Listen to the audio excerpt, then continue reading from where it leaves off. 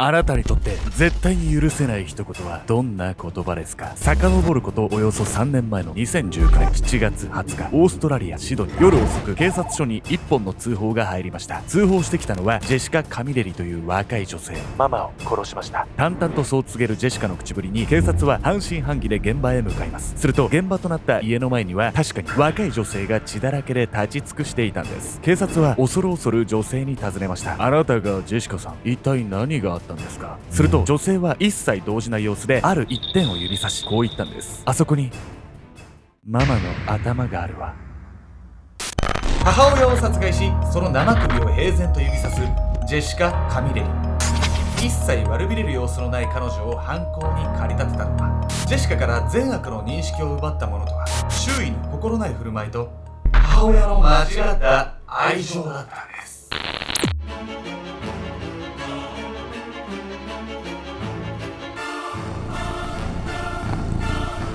おざす、俺が新しく始める趣味のおすすめコメント欄で募集だよ。ふんちゃんです。私に猟奇的なキスをして、みやみこです。自分でしなさい、あんた。本日ご紹介するのはオーストラリアで起こった非常に残酷な事件なんです。この事件、犯人の女性が実の母親をバラバラにしてその後ばらまいたというね、もう恐ろしい事件なんです。バラバラってだけでも狂気的なのに、実の母親をって何があったの？根本の原因はね、犯人のね、女性の精神面だったんですけど、そもそもその原因を作ったのは親だったり周囲の人間だったんです。その犯人の女性は一体どんな人物だったのか、事件が発覚するそのシーンから見ていきたいと思います。母親をバラバラにした娘。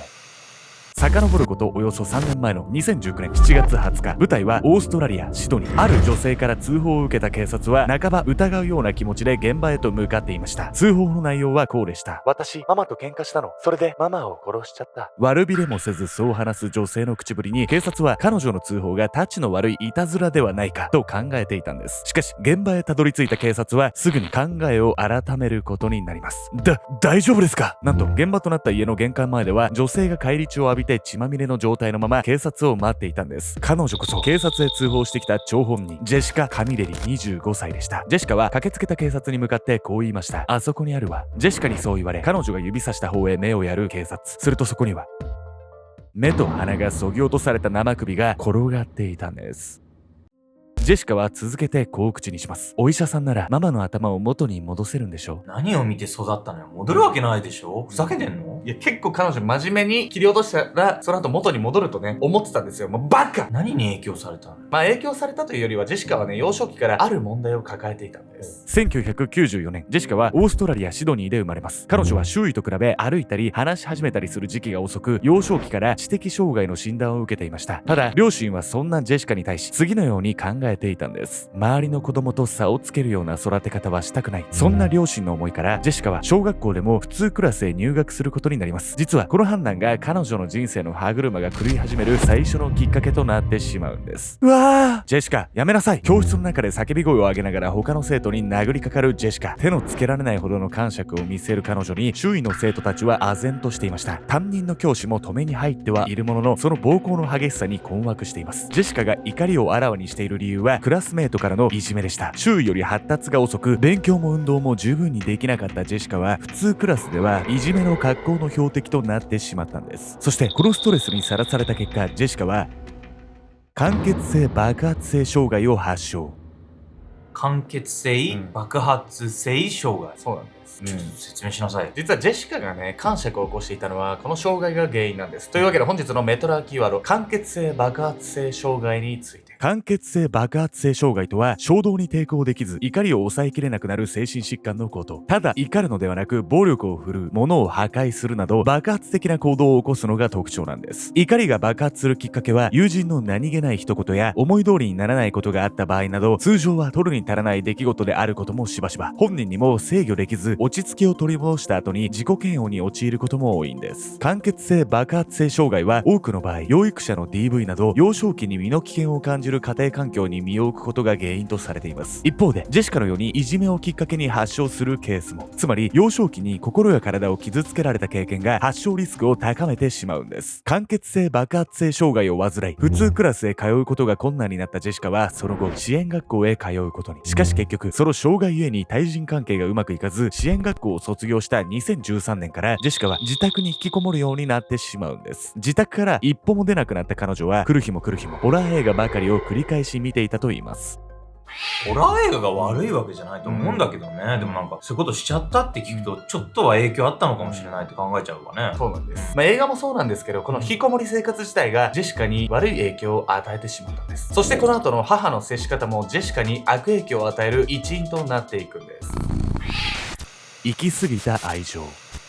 お父さん、あの子を怒らないであげて。これは仕方ないの。自宅に引きこもる日々の中でも、ジェシカは病的な感触を起こし、家のものを壊すようなことがたびたびありました。父親はその度にジェシカを叱ろうとするのですが、母、リタはこうやっていつもジェシカをかばうんです。ジェシカがこんな風になってしまったのは私の責任だから。リタはジェシカに適切な環境を与えてあげられなかったことに責任を感じ、彼女に厳しくできずにいたんです。リタは社会に順応できないジェシカを心配し、彼女の症状が改善する方法を様々に探っていました。そして多数の情報に触れるうちに、いつしか次のようなことを言うようになったんです。あの子がおかしくなってしまったのは障害のせいなんかじゃない。あの子には悪霊がついているのよ。治療を受けてもね、すぐに治るわけではないんで、お母さんもね、焦っていたんです。何かジェシカを治すためのもっといい方法があるはずよ。そう考えた母、リタはジェシカを連れ、何度となく占いへ通うようになり、なんと約20万円もの大金をつぎ込んでしまうんです。しかし効果は全くと言っていいほど現れませんでした。夫、ビンスはリタのそうした行動に愛想を尽かし、ジェシカの両親はついに離婚してしまうんです。そしてこの出来事はジェシカのさらなる異常行動を後押ししてしまうことになります。ジェシカは母親に引き取られ、彼女を厳しく叱りつけていた父親と離れることになりました。何をしても怒られないこの状況にジェシカはもう歯止めの効かない状態となってしまうんです。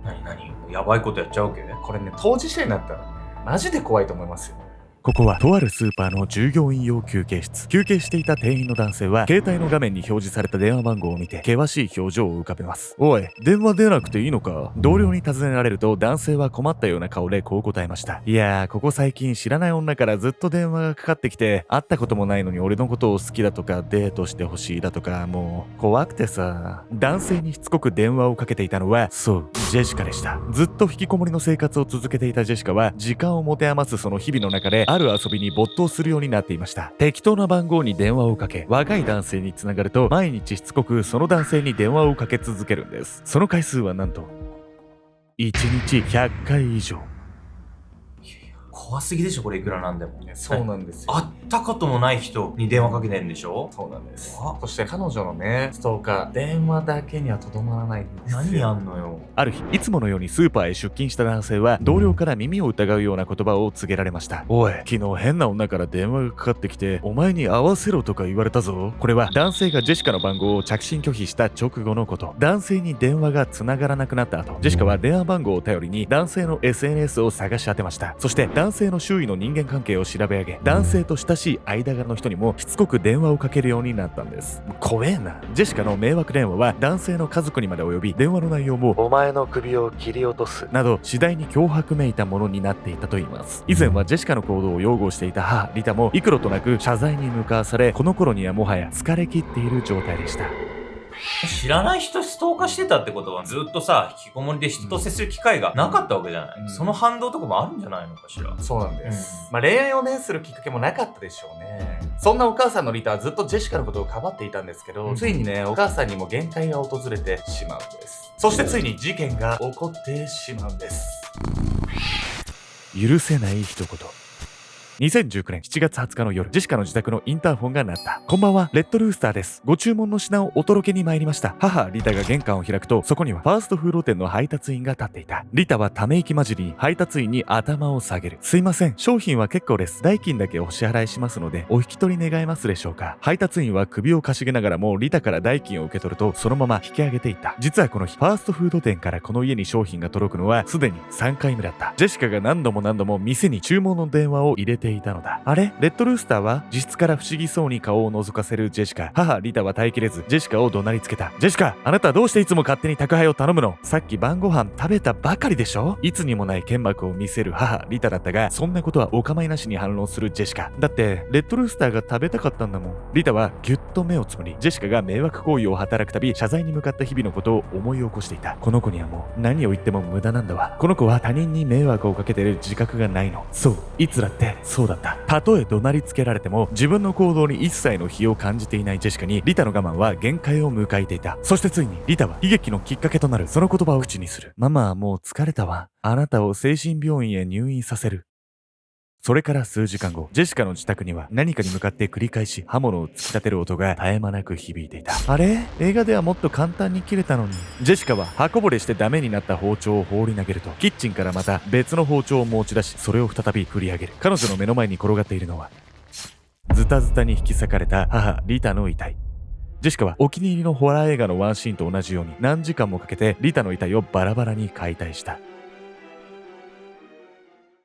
ちょっとリタの言葉の何がダメだったの？間欠性爆発性障害の人はですね、些細な言葉が引き金になってしまうんです。またジェシカは精神病院にはあまりいいイメージを持っていなかったんです。実はこの前年、ジェシカは9日間だけ精神病院に入院したことがありました。大好きなホラー映画を見ることもファーストフードの宅配を頼むこともできない精神病院の中はジェシカにとって退屈そのもの。その精神病院にもう一度入院させられてしまうという事実がジェシカの逆鱗に触れてしまったんです。母親を解体した後、ジェシカはその遺体を近隣住民に見せびらかすかのように自宅の周辺へばらまきました。そして自分からママを殺したと警察へ通報したんです。さらにジェシカは裁判の席でもまだ自分の犯した罪の重大さに気づいていませんでした。彼女はここでもまだママの頭は元に戻せるんでしょと繰り返し発言していたといいます。自分のやったことを理解してないなんてさ、悲しくなってくるわね。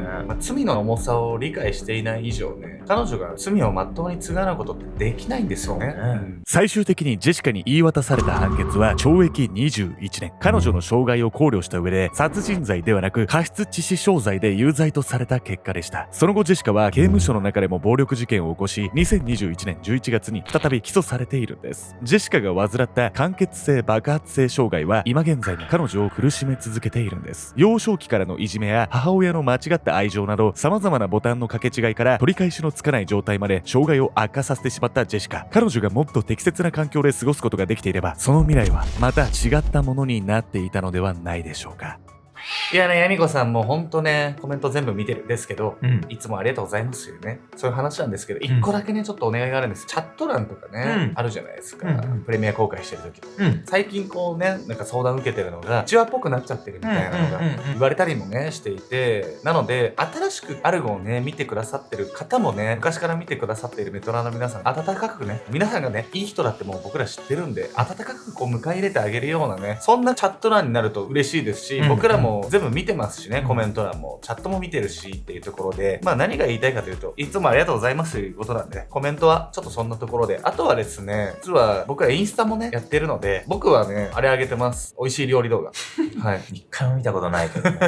ヤミコさんは、まあ私のね、あれちょっとプライベートちょい見せ、チラ見せしてます。で、僕らはですね、ほんと100万人超えてからも一切スタンスは変わらないですし、いいコンテンツを作る。そしてね、僕らだけではなく、今画面の向こうにいる、そこのあなたです。このあなたね、100万人いるうちの私はたった1人だし、別に私がコメントしてもしなくても変わらんとかね、思っちゃうじゃないですか、普通。変わるんです。なので、これからもね、ぜひぜひアルゴメトリーをよろしくお願いします。一緒に作っていければと思います。ありがとうございます。変身してるからね。